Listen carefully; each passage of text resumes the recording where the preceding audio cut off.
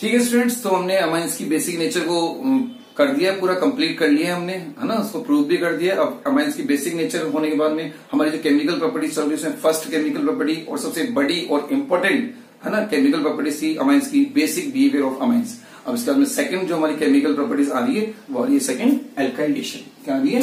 Alkylation. ठीक है, second chemical property alkylation. अब एल्काइलेशन का मीनिंग क्या है ना? एल्काइलेशन का meaning addition of alkyl group. क्या? Addition of alkyl group. Addition of alkyl group, alkyl group का एडिशन, है ना। Addition of alkyl group, alkyl group यानी कि आर ग्रुप का एडिशन, है ना। किसका एडिशन?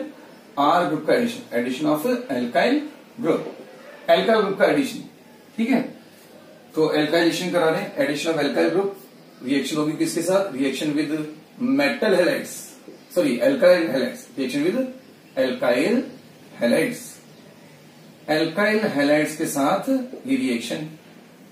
ठीक है, एल्काइल हैलाइड के साथ रिएक्शन। कैसे रिएक्शन? बहुत सिंपल सी रिएक्शन है। क्या करें? RNH2, है ना, RNH2 की रिएक्शन करा रहे हैं अपन किससे? RNH2 की रिएक्शन करा रहे हैं एल्काइल हैलाइड से। तो एल्काइल हैलाइड को ये लो, X एरो पे लिख लेते हैं, ये एल्काइल हैलाइड के 1 मोल से। ठीक है, RNH2 प्राइमरी अमाइन है, उसकी रिएक्शन करा रहे हैं एल्काइल हैलाइड। और कितना लिया हमने? 1 मोल। कितना लिए? 1 मोल। अगर 1 मोल लिए तो क्या होगा? यहां से आएगा H, इसका तो H और इसका क्या? X। ठीक है, तो माइनस हो जाएगा क्या? HX। HX तो माइनस हो जाएगा और क्या चीज बन जाएगी? RNH और क्या? R। ठीक है, RNHR। आगे समझे? आप चाहो तो दोनों R को डिफरेंशिएट करने के लिए इसको R डैश रख लेते हैं, तो ये आ गया R डैश। ठीक है, तो अब देखो ये वाला पार्ट किसका था? ये वाला पार्ट तो प्राइमरी अमाइन का था और उसमें क्या ऐड हो चुका है? उसमें एल्काइल ग्रुप का एडिशन हो चुका है, इसलिए फिर इसका नाम क्या है? रिएक्शन का नाम एल्काइलेशन। आगे बात समझ में? तो ये तो जब 1 मोल लिया। अब देखो ये कौन सी अमाइन थी? Primary amine. तो प्राइमरी अमाइन को हम सेकेंडरी अमाइन में कन्वर्ट कर सकते हैं इस तरह से। ठीक है, कर सकते हैं ना। ये तो आपने 1 मोल लिया जब है। अगर मान लीजिए आप इसको एक्सेस में ले रहे होते, यानी कि एक और मोल, है ना, RX का हैलाइड का, अगर मान लीजिए 2 मोल टोटल आपने 2 मोल्स लिए होते, ठीक है, तो 1 मोल ने पहले रिएक्शन की, सेकेंडरी अमाइन बना, फिर सेकेंड मोल ने रिएक्शन की तो क्या बना? RN, है ना। अब यहां से फिर ये H निकल जाएगा, इसका X निकल जाएगा, तो माइनस हो जाएगा क्या? HX। ठीक है, माइनस HX, तो फिर ये हो जाएगा क्या? R डैश और R डैश। ठीक है, इस तरह से ये बन गया क्या? Tertiary amine. क्या बन गया? Tertiary amine. ठीक है, इस टर्शियरी अमाइन की और रिएक्शन कराई फर्दर, एक और मॉलिक्यूल किससे? एल्काइल हैलाइड से, R डैश X से, है ना, एक और मॉलिक्यूल से कराई। तो अब देखो H तो नहीं है निकलने के लिए, लेकिन हमने पहले भी पढ़ रखा है, हॉफमैन अमोनिया एसिड में भी पढ़ा था। H तो नहीं है, बट नाइट्रोजन के पास जो लोन पेयर है, ये अपना लोन पेयर देता है किसको? R डैश को, और ये X जो है वो किस फॉर्म में जाता है? यहां से X नेगेटिव के फॉर्म में अलग होता है। ठीक है, तो फिर अब यहां बनता था क्या? R4N पॉजिटिव, है ना, और X नेगेटिव। ठीक है, तो मैं R4 लिख देता हूं। वैसे तो 3 तो इसमें R डैश वाले हैं, एक R है, तो अपने कॉमन उनको R लेके एक साथ लिख दिया।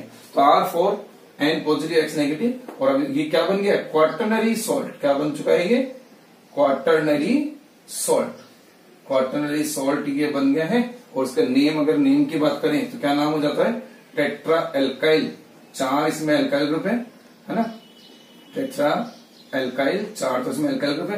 Tetra alkyl ammonium halide, tetra alkyl ammonium halide इसका नेम हो जाता है। ठीक है, तो इस तरह से देखा कि एल्काइलेशन में 1 by 1 क्या होते जाते हैं? अमाइंस के H हटते जाते हैं। H का रिप्लेसमेंट किससे होता है? एल्काइल ग्रुप से हो जाता है। ठीक है, एक एक करके H हटते जा रहे हैं, R आता जा रहा है, H हटते जा रहे हैं, R आता जा रहा है, और फिर जब H नहीं होंगे तब भी R आएगा, लेकिन वो क्वाटरनरी सॉल्ट मतलब कि वो लोन पे डोनेट करने से आएगा। ठीक है, तो ये होती है एल्काइलेशन रिएक्शन। ठीक है, अब इसमें डिपेंड करता है कि अपन ने RX के एल्काइल के कितने मोल लिए। अगर 1 मोल लिए हैं तो रिएक्शन सेकेंडरी अमाइन वाले स्टेप पे रुक जाएगी। 2 मोल्स लिए हैं तो टर्शियरी अमाइन तक चल जाएगी। एक्सेस में ले रखा है, 4 मोल लिए हैं, एक्सेस में लिए है, तो रिएक्शन क्वाटरनरी सॉल्ट तक चली जाती है। ठीक है। तो डिपेंड करता है, क्वेश्चन में भी इस तरह से दिए जाते हैं कितने मोल, 1 मोल, 2 मोल, या आपको क्या चाहिए, आपको सेकेंडरी अमाइन चाहिए या टर्शियम अमाइन चाहिए, उसके अकॉर्डिंग आप मोल्स रख सकते हो। आगे समझ में ये। तो ये जो पूरा कंप्लीट जो हो गया है ना, कंप्लीट जो फाइनल एल्काइलेशन जो हो गया यहां तक लास्ट, है ना, इसको बोलते हैं अपन एग्जॉस्टिव एल्काइलेशन। क्या हो गया है ना, फाइनल जो कंप्लीट एल्काइलेशन हो गया, मतलब कि अब इसके बाद और एल्काइलेशन पॉसिबल नहीं है। तो इस तरह का जो कंप्लीट एल्काइलेशन है उसको अपन बोलते हैं, है ना, कंप्लीट एल्काइलेशन जो हो गया है इसको अपन बोल देते हैं क्या, एग्जॉस्टिव एल्काइलेशन। क्या बोल देते हैं, एग्जॉस्टिव एल्काइलेशन। ठीक है, ये एग्जॉस्टिव एल्काइलेशन होता है। आ गई बात समझ में? ठीक है, तो ये अपन ने एलिफेटिक अमाइन से कराई है। अपन चाहे तो सेम रिएक्शन एरोमेटिक अमाइन यानी एनिलीन की भी करवा सकते हैं, है ना। अपन देखो साथ साथ में एनिलीन को भी लेके चलेंगे, मतलब एरोमेटिक को भी लेके चलेंगे। अपन ने पहले बेसिक नेचर में भी लिया, है ना, प्रूव करते टाइम पे भी लिया, और अब जैसे जैसे रिएक्शन आएगी तो कंपेयर करेंगे। अगर रिएक्शन होगी तो रिएक्शन कराएंगे, नहीं होगी तो फिर डिफरेंस बन जाएगा।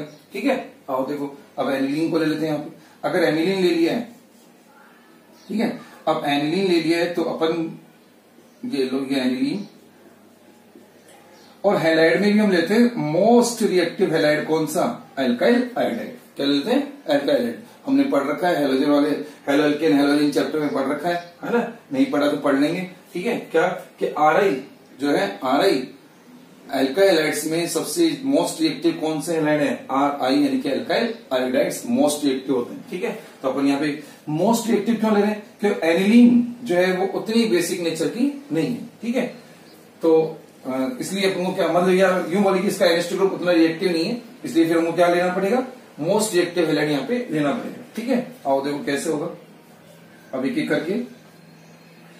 करके इसका क्या H हटता जाएगा और एल्काइल ग्रुप आता जाएगा, है ना। और अगर आप चाहो तो R की जगह पे क्या रख लो, मिथाइल रख लो। ठीक है, तो मिथाइल जैसे मान लीजिए हमने रख लिया है तो NHCH3, ये N पॉजिटिव। आगे बात समझ में आ गया। अब देखो, और ये माइनस क्या हो गया है, माइनस हो गया HI, फिर एक और मोल से रिएक्शन कराई CH3I, तो फिर माइनस क्या हो जाएगा HI, और बन जाएगा क्या NCH3 का क्या होल ट्वाइस, और N पे पॉजिटिव। ठीक है ना। और फिर और अगर CH3I से रिएक्शन करा दिए, CH3I, ठीक है, तो फिर क्या बन जाएगा ये लो। और अगर फर्दर रिएक्शन करा दें तो अब ये बन जाएगा NCH3 होल थ्राइस पॉजिटिव और I नेगेटिव, है ना, क्वाटरनरी सोल्ट बन गए। ठीक है, अब माइनस HI थोड़ी ना होगा यहाँ पे, है ना, तो यहां तो नहीं होगा। अब देखो, अब ये कैसी अमाइन है, ये है प्राइमरी अमाइन, वही बात। ये कैसी अमाइन है, ये सेकेंडरी अमाइन है। ठीक है, ये कौन सी अमाइन हो गई है, ये टर्शियरी अमाइन हो गई है। और अब ये बन गया क्या, वही quaternary salt, quaternary salt, quaternary salt, है ना। इनकी अगर नेमिंग की बात करें तो मैं बोल के बताया था, ये तो एनिलीन है ही, ये क्या हो जाएगा, है ना, सॉरी ये पॉजिटिव लगा दिया अपन ने, है ना, पॉजिटिव लग गया, ये तो एनिलीन हो ही जाएगा। और ये क्या हो जाएगा, एन मिथाइल एनिलीन, ये हो जाएगा एन डाई मिथाइल एनिलीन, है ना। ये सब नेमिंग तो कर रखी है हमने, इसकी नेमिंग और देख लो, इसका क्या हो जाएगा, ट्राई मिथाइल, क्या हो जाएगा, ट्राई तो क्या है, मिथाइल है। ठीक है, और फिर anilinium, tri methyl anilinium, tri methyl anilinium iodide, ये इसका नेम हो जाएगा, ट्राई मिथाइल एनिलीनियम आयोडाइड, है ना। कि तीन तो मिथाइल है, किस पे लगे, एनिलीनियम पे लगे, और साथ में कौन है, आयोडाइड। ठीक है, तो इस तरह से ये एल्काइलेशन हो गया। तो ये दोनों ही एग्जॉस्टिव एल्काइलेशन अपन ने करा दिए, एग्जॉस्टिव एल्काइलेशन, यानी फाइनल जब एल्काइलेशन हो जाता है, कंप्लीट अगर एल्काइलेशन हो जाता है तो अब हम उसको बोलते हैं एग्जॉस्टिव एल्काइलेशन। आ रही है बात समझ? ठीक है, ये इसमें एक और चीज जो इंपॉर्टेंट है वो ये है कि ये जो हमारे क्वाटरनरी सॉल्ट बने हुए इनकी रिएक्शन अगर अपन AgOH से KOH से इनसे कराते हैं तो फिर ये हाइड्रोक्साइड में कन्वर्ट हो जाएंगे। ये क्या हो जाएंगे, हाइड्रोक्साइड में कन्वर्ट हो जाते हैं। देखते हैं, पहले देखते हैं, ये आगे समझ में इतना, है ना।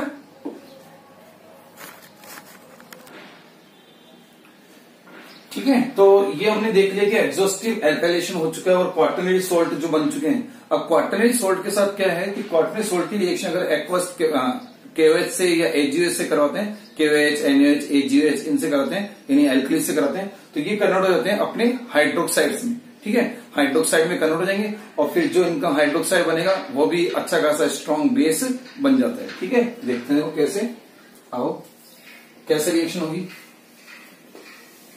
देखो, अगर अपन ने कोई भी क्वाटरनरी सॉल्ट लिया है ना, जैसे मान लीजिए अपन ने ये क्वाटरनरी सॉल्ट ले लिया R4N पॉजिटिव X नेगेटिव, और अब इसकी रिएक्शन करा रहे हैं अपन किससे, X की वजह से आपने मान लीजिए कुछ ले लिया, Cl ले लो, है ना, तो अब आपने रिएक्शन कराई AgOH से। अगर AgOH से रिएक्शन करा रहे हैं तो क्या हो जाएगा, AgCl का PPT बन जाएगा, R4N पॉजिटिव OH नेगेटिव, ठीक है, और AgCl का क्या बन जाएगा, AgCl का हो जाएगा प्रेसिपिटेट, इसका व्हाइट PPT आ जाएगा। ये तो इसका तो व्हाइट PPT हो गया, और ये बन गया alkyl ammonium hydroxide, alkyl ammonium hydroxide. और अब ये एल्काइल अमोनियम हाइड्रोक्साइड ये भी बढ़िया बेस बन जाते हैं, ये भी अच्छे स्ट्रॉन्ग बेस की कैटेगरी में आ जाते हैं। ठीक है, आ रही है बात समझ में, एक तो ये हो गया। ठीक है, दूसरा, अगर मान लीजिए आपने KOH से रिएक्शन कराई है, लो अब एक एग्जांपल एरोमेटिक वाला ले लेते हैं, ये लो NCH3 का होल ट्वाइस और I नेगेटिव, ठीक है, ये ले लिया, I नेगेटिव ले लेते हैं हम, और KOH के साथ रिएक्शन कराइए। ठीक है, तो क्या हो जाएगा, I नेगेटिव बढ़ जाएगा, ये लो, ये NCH3 का होल ट्वाइस और पॉजिटिव OH क्या नेगेटिव, और हो जाएगा क्या KI। आगे बात समझ में, ये है। तो इस तरह से देखा कि ये हाइड्रोक्साइड में कन्वर्ट हो जाते हैं। एक और रिएक्शन है, एक और बढ़िया रिएक्शन की जो एनसीईआरटी में क्वेश्चन भी पूछ रखा हमारे उसके ऊपर, है ना, देखते हैं, आओ देखो।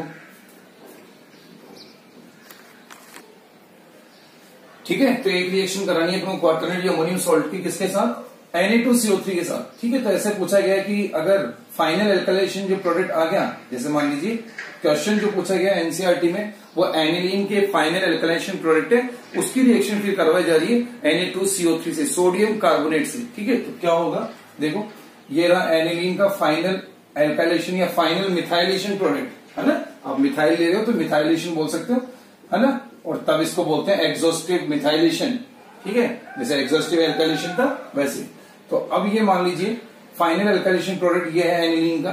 ठीक है, और अब इसकी रिएक्शन कराई जा रही है किससे, Na2CO3 से, सोडियम कार्बोनेट से। ठीक है, तो Na2CO3 से रिएक्शन कराई जाएगी तो क्या होगा, ये Na2CO3 के जो Na है, ये दोनों Na और ये I, है ना, दोनों रिएक्शन कर देंगे। अब क्योंकि Na 2 है तो फिर I भी कितने चाहिए उसके लिए, 2I की रिक्वायरमेंट होगी, तो फिर ये अपन को कितना लेना पड़ेगा, ट्वाइस लेना पड़ेगा।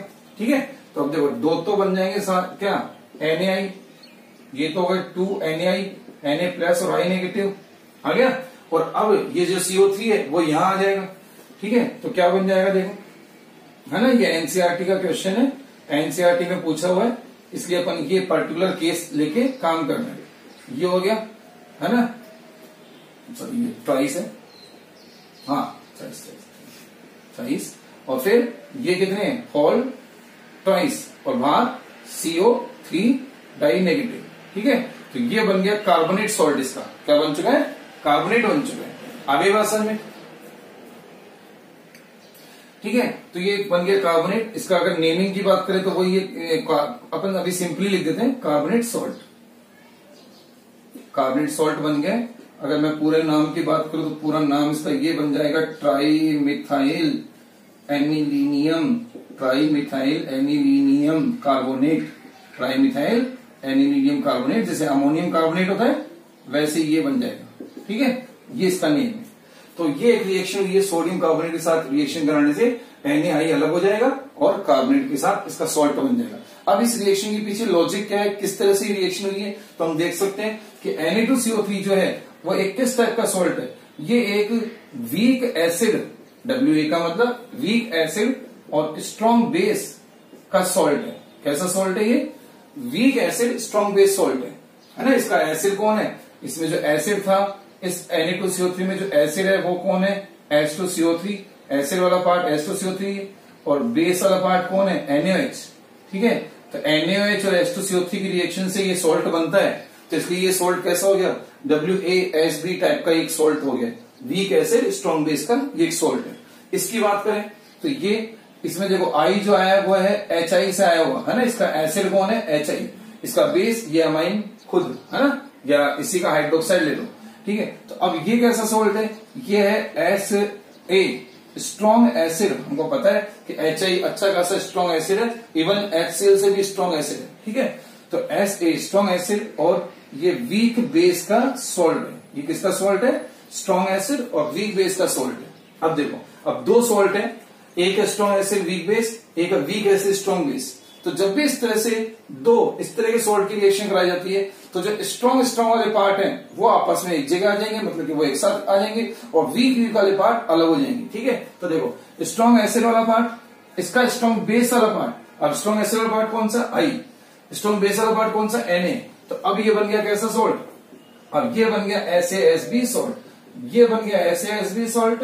तो ये है कौन सा, कार्बन सोल्ट, ये है कैसा WaWb सोल्ट, ये बन गया WaWb सोल्ट। आगे समझ में, यानी कि एक स्ट्रॉन्ग और एक वीक और एक उसी का उल्टा है ना, वीक और ऐसे स्ट्रॉन्ग बेस की जब रिएक्शन कराई जाएगी तो स्ट्रॉन्ग वाले पार्ट जो है वो एक साथ आ जाएंगे, वीक वाले पार्ट एक साथ आ जाते हैं, है ना। तो ये एक अपन ने स्पेशल केस लेके देखा है क्योंकि इस पर एनसीईआरटी में क्वेश्चन है, इसलिए अपन इसके ऊपर काम कर रहे हैं। आ गया इस रिएक्शन के होने के पीछे रीजन क्या है, लॉजिक क्या है, समझ में आ गया कि एक सोल्ट स्ट्रॉन्ग के साथ वीक का था, ऐसे वीक के साथ स्ट्रॉन्ग का था, तो दोनों के स्ट्रॉन्ग वाले पार्ट आपस में एक जगह आ जाएंगे, वीक वाले पार्ट एक तरफ हो जाएंगे, इसलिए फिर ये रिएक्शन हो रही है। आ गया, ये था alkylation, addition of alkyl group of amines, ठीक है।